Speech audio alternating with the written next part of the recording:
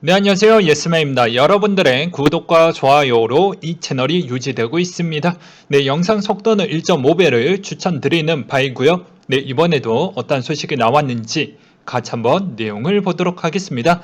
네, 미국의 9월 ADP 민간 고용 예상치가 상회하며 전월 대비 상승을 했다라고 하는데요. 서비스 제공 부분이 46만 명, 제품 생산 부분이 10만 명, 전월 대비 모두 다 증가를 했다라고 합니다.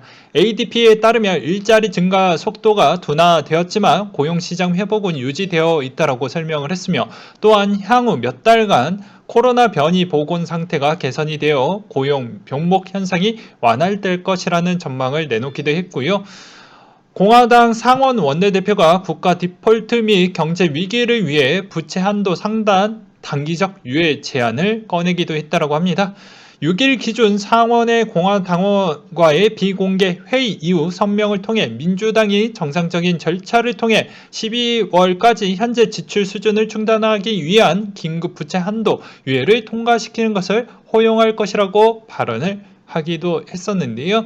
일단은 약간 한숨을 돌렸지 이게 끝난 게 아니에요. 네. 그러하고 코닌의 공화당 상원 의원이 맥코넬 원내대표와 슈머 민주당 상원 원내대표를 만남을 갖고 좀 더 명확하게 논의할 것이다. 이런 내용이 나오기도 했었고요. 중국의 소식인데요. 피치가 중국 부동산 업체 판타지아 그룹의 신용 등급을 제한적 디폴트로 강등을 시켰다고 합니다. 5일 기준에 발간한 보고서에 따르면 판타지아 그룹이 예정된 2억 달러 규모의 채권을 상환하는 데 실패가 되면서 그 등급을 하향 조정했다라고 보시면 될 것 같고요. 피치는 판타지아 그룹이 21년 10월 만기 달러의 채권을 상환하는 데 실패를 하면서 다른 달러 채권의 디폴트 상태가 연쇄적으로 일어날 수 있다는 경고를 했으며, 중국의 헝다 그룹의 디폴트 우려에도 중국의 부동산 업계 전반의 자금 조달 요건의 압박을 받고 있다라는 지적이 나오고 있습니다. 그러니까 중국 당국에 얼마나 빠른 개입을 할 거냐, 안 할 거냐, 어느 시점에서 들어갈 거냐, 아닐 거냐, 이게 상당히 좀 타이밍의 포인트라고 볼 수가 있는데, 이게 이것으로 인해서 부동산에 영향을 끼칠 것이다, 세계 공황이 한 번 더 올 것이다, 저는 그렇게 보지 않습니다. 이미 그런 뉘앙스가 보였다라고 하면 벌써 제 주변에 있는 중국 친구들이 벌써 이야기를 해 주었을 거라고 저는 보고 있습니다. 왜냐면 제가 여기에서 계속 일도 하면서 여기에 따른 또 비즈니스, 금융적인 비즈니스 친구들하고도 또 많이 사귀어놨기 때문에 그런 정보가 만약에 들어온다고 하면 그것도 미리미리 알려드리도록 하겠습니다. 근데 그 친구들에 대한 답변은 아직까지는 일단은 관망을 해야 될 것 같은데, 어느 시점에 개입을 할 것이냐에 따라서 좀 달라질 것 같다. 그 대신 해당에 있는 중국 당국에서 충분히 개입만 하면 크게 큰 건이 될 만한 사이즈는 아니다 라고 계속 이야기를 해주고 있거든요. 간단하게 이야기를 하면요. 그 다음으로 고승범 금융위원장의 실수요자 대출도 상환 능력 범위 내에서 합리적으로 관리되어야 한다라는 강조를 하기도 했었고요.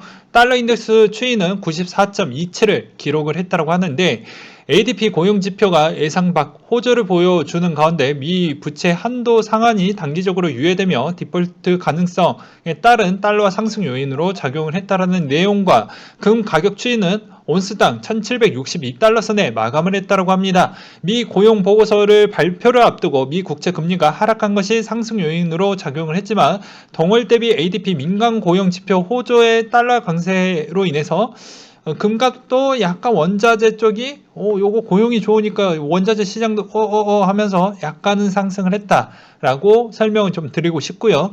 유가 추이는 배럴당 77달러 선에 마감을 했다고 하는데요. 허리케인 아이다의 원유 공급 차질 문제가 완화가 되면서 재고량이 증가했다라는 소식으로 하락을 보여주었다고 합니다. 네, 그 다음으로 코인에 대한 소식을 전달해 드리도록 하겠는데요. 금융위원장의 국회에서 적극적으로 가상자산 산업권 법에 대해서 논의를 좀 해보겠다라고 이야기를 하는데, 저는 믿지 않아요. 왜 그러냐? 이때까지 국무조정실에서 처리했던 건은 단 한 건밖에 안 됩니다. 네, 그래서 전 믿지 않아요. 결과론적으로 통과가 되고 진행이 되어야지만 비로소 믿지. 이때까지 2017년도에서 지금까지 해왔던 게 아무것도 없기 때문입니다. 통과가 돼야 그제서야 저는 믿을게요. 그렇게 좀 설명을 드리고 싶고요. 코인 규제에 대한 SC위원장의 시각이 나왔다고 하는데요. 5일 기준으로 하원 금융서비스위원회 청문회에서 막중한 책임을 갖고 19명 위원들과 암호화폐에 관련된 내용에 따른 의견을 나눴다고 하는데요. 이때 SC에 따른 역할이 상당히 중요하다라는 내용이 또 나오기도 했었고, 게리 갠슬러의 여러 가지 내용도 나왔다고 하는데, 여기에서 뭐 가장 중요한 내용은 뭐 그거죠. 코인 규제 그렇게 뭐 되게 세게 하진 않겠다. 근데 어느 정도 선에서는 좀 진행을 하겠고, 가장 우선적으로 한다라는 건 스테이블 코인 부분과 그 다음에 단계적으로 약간의 뭐 규제에 따른 틀은 디파이 부분은 좀 가져가겠다. 이런 내용은 과거에도 언급을 했었기 때문에 그 두 가지를 좀 중점으로 봐야 되겠고요. 시즌이 이제 좀 힘이 빠져가는 추세일 때는 분명 그 두 가지가 노출이 되면서 악재로 쓰일 것입니다. 그렇게 보시면 될 것 같고요. 그 다음으로 크립토컨트 대표가 누군가 5분간 16억 달러어치 비트코인을 매수했다. 이런 내용이 나오기도 했었는데요. 여기에서도 소로스 펀드 비트코인 인플레 해치 수단 그 이상이다 라는 내용이 나와주면서 이거 소로스 쪽에서 좀 추가적으로 더 매입한 거 아니냐 라고 뭐 거의 다 뭐 그런 생각을 가지고 계신 분들도 있는데, 아직 뭐 정확한 부분은 아니고, 일단 여기에서 알 수 있는 대목은 소로스가 그만큼 비트코인을 그 전 때부터 비트코인 좀 문제 있어요 이런 발언을 했던 시점 때부터 접근을 했다라고 저는 그렇게 주관적으로 좀 설명을 드리고 싶습니다. 왜 그러냐, 이때까지 해왔던 이런 네임밸류가 있었던 사람들에 대한 발언은 두 가지가 있는 거예요. 롱과 숏이 있듯이 이 사람들이 이야기했던 패턴은 참과 거짓이 있는데, 대부분 사기라고 이야기했던 JP모건 회장이 2017년도 9월 달에도 잊을만 하면 제가 이 내용 계속 써먹을 겁니다.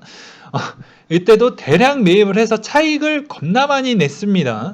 네, 42억 상단에 사들여서 폭락 직전에 다 갖다 팔고, 미안합니다. 내가 비트코인에 대해서 잘 몰랐습니다라고 1월 마지막 주 때 딱 언급을 했죠. 그래서 비트코인 정말 괜찮습니다라고 얘기를 하면서 자기는 다 털고 다시 한번 재접근을 하는 형태로 들어갔죠.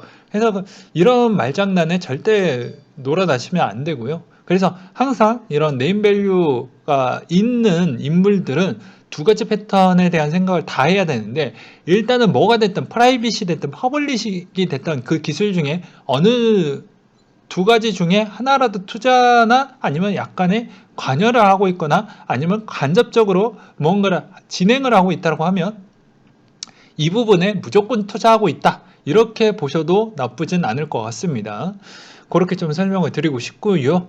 그 다음으로 BOE 2022년 미국이 3분의 1 이상 암호화폐 보유할 것이다 라는 내용이 나왔는데, 최근에 비트코인이 엄청 많이 올랐고 테슬라의 그분께서 너무 많은 이야기를 해줌으로써 미국의 거래량 볼륨이 엄청나게 급부상이 나왔고, 그것으로 인해서 야 너희들만 먹을 거냐, 나도 먹을래 라고 해서 페이팔이 들어오고 로빈 후드가 들어오고 조만간에 이제 등등 나머지 후속으로 이제 상장하려고 하는 거래소들이 두세 개가 아직도 남아져 있죠.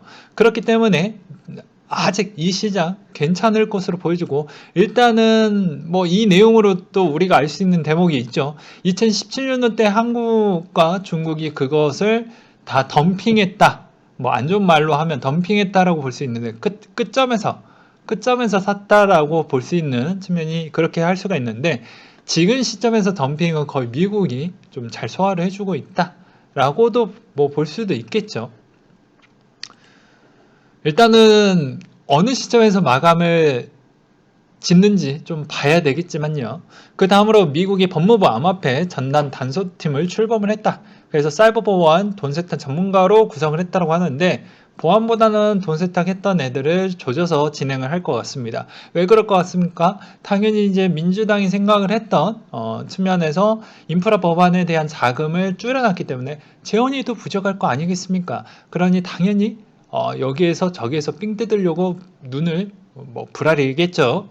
그렇게 좀 볼 것으로 보여지고요. 그 다음으로 스텔라 머니그램과 파트너십을 체결을 했다라는 내용이 또 나와 줌으로써 한때 스텔라가 잠깐 급등을 했던 부분이 있었기도 했었고요.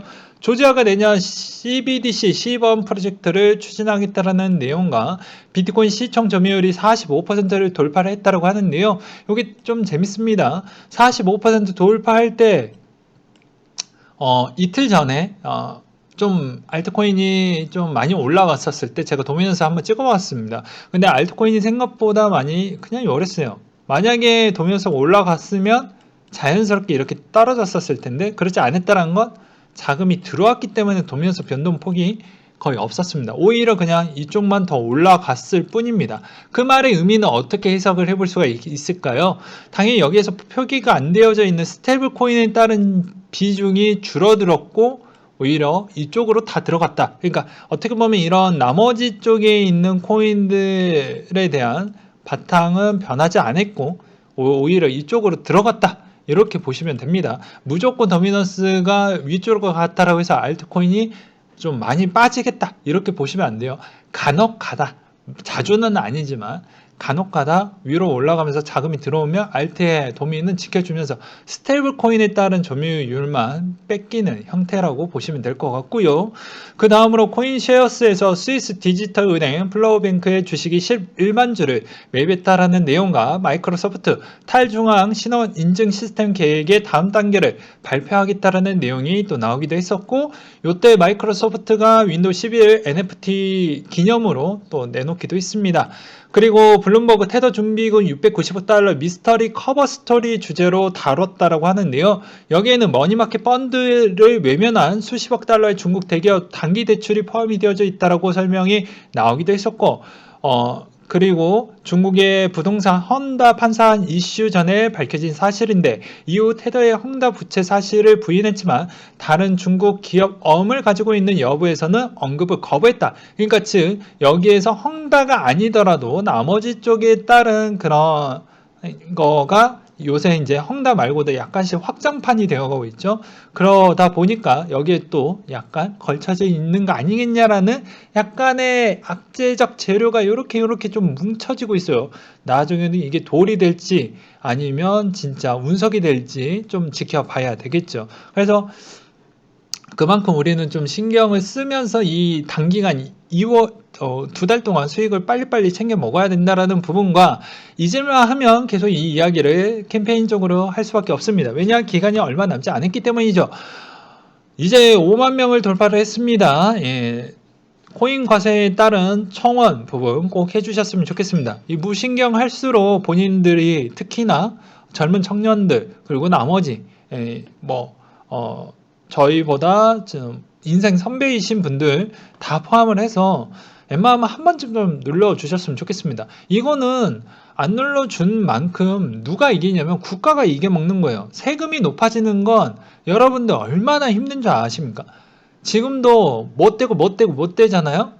생활비에 여력이 안 돼요. 세금을 좀 더 감면을 시킬 만한 그런 조건으로 가져야 되는데 그게 저는 좀 안타깝다. 사람들이 되게 좀 웃긴 게 이게 조삼모사라고 저는 보여주는 예시를 여러 번 이야기를 했지만 기본소득 부분을 보게 되면 기본소득과 재난지원금이 같은 성향은 아니지만 그냥 일단은 주는 건 같아요. 일단은 주는 것 같습니다. 지금은 같습니다.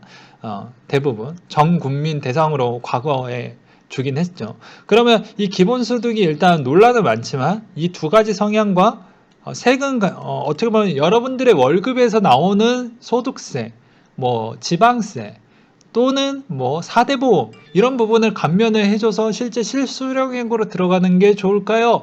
요게 하는 게 좋을까요? 똑같아요. 어떻게 보면 똑같아. 근데 여기서 이제 옵션 하나가 붙죠. 왜냐면 소상공인 자영업자 쪽 어느 정도 기간적인 부분의 소멸성을 좀 띠기 때문에 그것으로 인해서 약간은 이거를 필수적으로 소비를 하게끔 유도를 해서 자금의 순환율을 좀 만들어서 매수를 극대화하겠다라는 전략은 잘 쓴 것 같긴 하는데, 기본의 패턴으로 보게 되면 요래 주냐 요래 주냐 똑같다는 겁니다. 요렇게 주었을 때 좀 문제점은 뭐 저축으로 가거나 그러실 수도 있겠죠. 대부분 대출금으로 가겠지만, 근데 거의 주는 패턴은 이 패턴과 이 패턴과 똑같다. 그냥 생색내기 용이 이게 더 훨씬 더 짙은 거지, 이거랑 다른 건 없거든요. 물론 이 옵션을 제외하고 이야기를 하는 겁니다. 그러니까 어떻게 보면 요거 빼서 요렇게 주는 거랑 요렇게 빼서 요렇게 주는 거랑 조삼모사랑 뭔 차이가 있어요? 똑같죠. 그렇게 말씀을 드리고 싶고요. 그 다음에 이오스 서울 네오이즈였네! 라고 해가지고 여기서도 보게 되면 이오스 서울이 보여지는데, 보게 되면은 이제 이 이오스 서울이라는 쪽이 여기에서 네오이즈 자회사라고 나와져 있고, 여기서도 보게 되면 어딨니? 네오플라이가 맞을 겁니다. 그래서 여기에서 또 이렇게 있는데, 이것도 혹시나 모르시는 분들이 계실까봐 한번 가지고 와봤고요. 엑시 인피니티의 추가적인 또 내용이 나와서 한번 갖고 와봤습니다. 삼성이 엑시를 투자를 했다. 되게 자극적으로 나왔죠. 삼성 자체에서 투자한 건 아니고 삼성의 벤처가 또 따로 있습니다. 벤처만 투자를 하는 회사가 따로 있습니다. 그게 네스트라는 곳인데 거기에서 투자를 했다라고 보시면 돼요. 삼성 네스트가 있고요. 두 가지가 있습니다. 자산운용사가 두 가지, 벤처 전용 네스트와 삼성 자산운용 두 군데가 있어요. 거의 넥스트는 해외 위주로 투자를 하는 곳이고요. 이 자산운용 쪽은 대부분 성향은 해외 쪽도 하지만 좀 규모는 작다라고 보시면 될 것 같습니다. 그 다음으로 뭐 FTX 거래소 CEO랑 약간 좀 또 연결이 되어져 있는 부분이 있었다. 그래서 이런 거 종합적으로 한번 보니까 괜찮을 것 같은데 라는 부분이 좀 있었죠. 그래서 엑시가 요새 좀 많은 화력을 보여주는 이유도 뭐 NFT에 따른 인기가 계속 좋아지고 있다라는 것을 또 보고, 그걸로 또 알 수 있는 건 아직 알트 시장 조금 더 수명이 남아져 있구나 라는 정도가 되겠고요.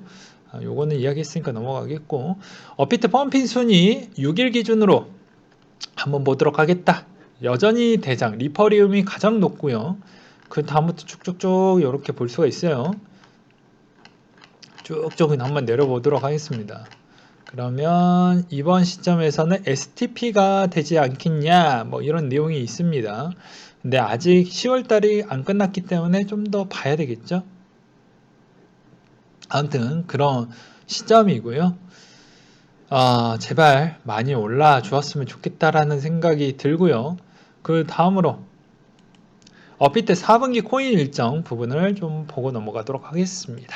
네, 10월 중에 카르테시에 따른 메인넷, 펀디엑스 체인 런치가 13일, 폴리메스 13일 메인넷, 아이콘 2.0이 10월 중순에 메인넷, 크립토닷컴이 19일날 메인넷, 이더리움이 27일 업그레이드가 있는데 이게 이제 비코체인의 첫 스타트를 끊는 부분이고요. 카르테시 롤업 메인넷, 비트토렌트 체인 런치, 보라의 메인넷, 리플의 스웰 부분이 11월 달에 있다라는 거를 설명을 좀 드리고 싶었고요. 그 다음으로 굿파이 디파이 토론회를 개최한다고 하는데, 저도 여기에서 좀 여러 이야기를 좀 들어보고 싶습니다.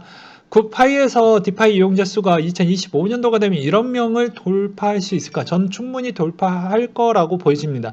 왜냐하면 스테이블코인 대부분이 달러 기반형이 훨씬 더 많기 때문입니다. 그러면 당연히 지금에서 코로나로 충격을 받았던 쪽은 자국의 통화의 화폐가 회복되려면 최소 못해도 가장 늦게 본다고 해도 한 5년에서 7년 정도 저는 보고 있습니다. 아무리 느리다라고 해도요, 빨리 회복하기에는 좀 어렵다라고 저는 보고 있거든요.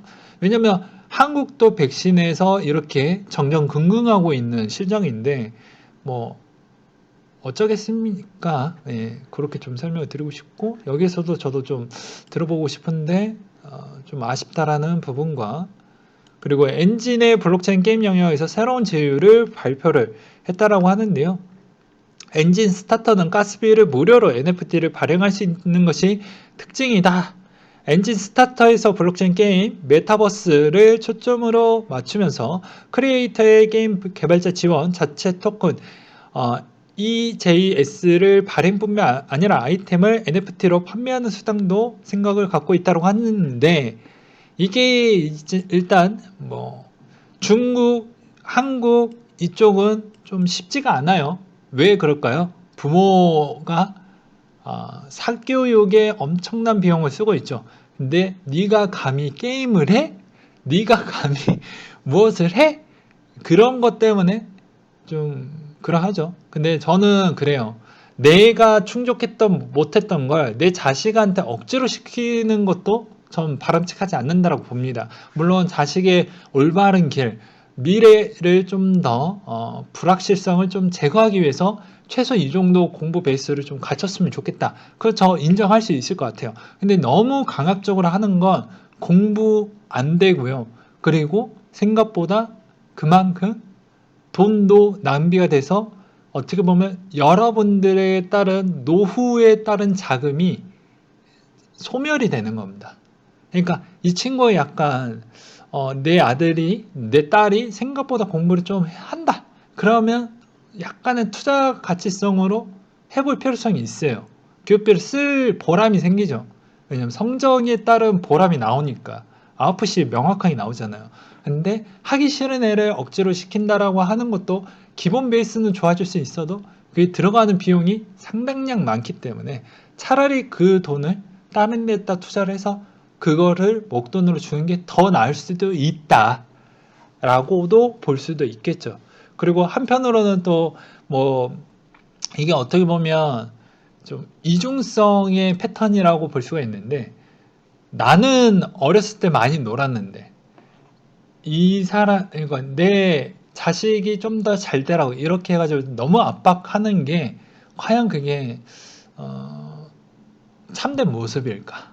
그러니까 마음은 아는데 그걸 너무 많이 요구를 하는 게 맞을까? 라는 게 조금은 그래요. 물론 이거는 뭐 충분히 논란거리가 될 수는 있겠지만 저는 항상 중간이 낫다. 항상 중립기어가 낫다. 이렇게 설명을 드리고 싶습니다. 왜 그러냐면 너무 과해도 안 좋고 너무 안 해도 안 좋거든요. 또 말이 너무 길어졌고요. 그 다음 오미세고에 대한 이야기를 좀 해보려고 합니다.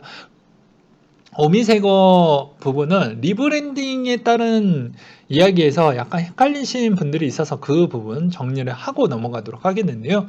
오미세거 같은 경우에는 리브랜딩이 뭘로 되느냐면 보바로 하는 게 아니고요. 오미세거에 따른 이름이 이렇게 리브랜딩이 됩니다. 기존의 네트워크에서 이름이 조금 바뀌어요. 그래서 오미세거는 오미세거의 뒷부분이 바뀌는 것 뿐입니다. 그것을 좀 알려드리는 부분이고요. 이제 보바 네트워크 스냅샷이 이제 11월 12일 날 스냅샷이 이제 블록 번호를 나중에 보면 알겠죠. 하고 1대1 방식으로 에어드랍이 된다라고 합니다. 그리고 FTX에서 일단은 먼저 확인을 할 수가 있어요. 이 점도 참고하셨으면 좋겠고요. 그러면 이제 이 보바 가지고 뭘 할 수가 있냐 이게 중요하겠죠. 그러면 알 수 있는 것은 이것을 거버넌스 토큰이 되고 스테이킹 부분으로 쓸 수가 있다고 합니다. 그래서 이 부분을 나중에 보셨으면 좋겠습니다. 그래서 여기서도 보바 토큰 유틸리티 거버넌스 부분에 사용이 되고 그리고 스테이킹 부분으로 사용이 가능하다 라고 되어져 있죠. 여기서 추가적으로 계속 업데이트가 될 것으로 보여지고요. 그 다음으로 이제 우리가 여기에서 알 수 있는 건 여기서 가장 중요한 거는 이제 레이어 2 부분으로 갔었을 때 그만큼 오미세고 이제 보바가 얼마까지 갈 거냐 그리고 레이어 2 쪽에 있는 건 그냥 이더리움 쪽을 좀 유심하게 보면 답이 나온다라고 이야기를 했어요.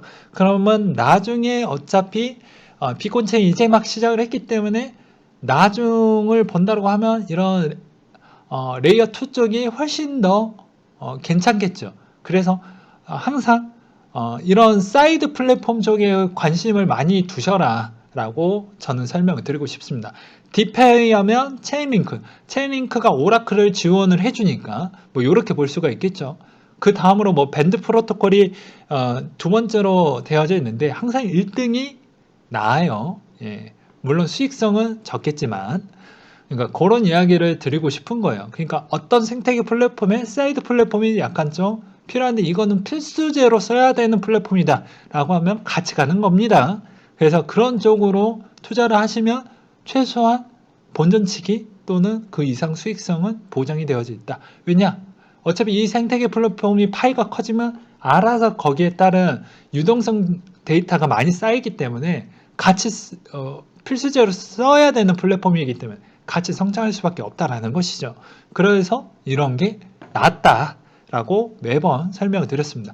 이도저도 아닌 것에 너무 많이 희망회로로 돌려서 보지 마시고 간단하게 이렇게 보아도 답은 나와져 있고 나는 그렇게 깊게 보지 않을 거라고 하면 테마성으로 분류만 해놓고 보셔도 된다라는 것입니다. 그것도 싫다라고 하면 비트코인하고 이더리움만 투자를 하셔도 되고요.